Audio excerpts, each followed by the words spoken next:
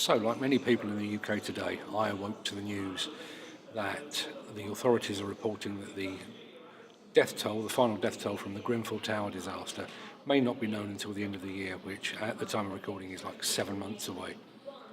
Now, somebody that's worked as closely as I have with the demolition industry and obviously tracked the outcome of the Didcot A Power Station disaster, this has terrible parallels. The two disasters obviously are very, very different. One was caused by a collapse, the other by a fire. The aftermath is very different as well.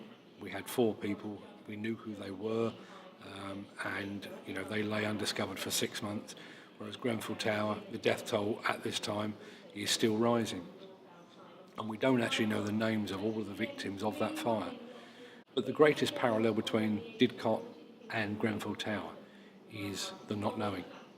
I spoke to most of the families involved in the Didcot A Power Station disaster, and the biggest pain for them, obviously the pain of loss was first and foremost, but after that it was the not knowing, it was the lack of closure, it was the constantly waiting for a telephone call to confirm their worst fears.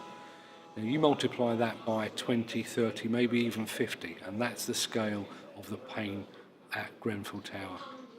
Now I can only imagine the horrors of traipsing through what remains of Grenfell Tower.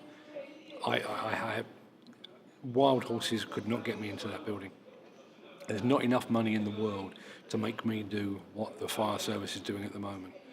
But I do think there should be a priority, and that priority should be with the families of the people that have lost loved ones.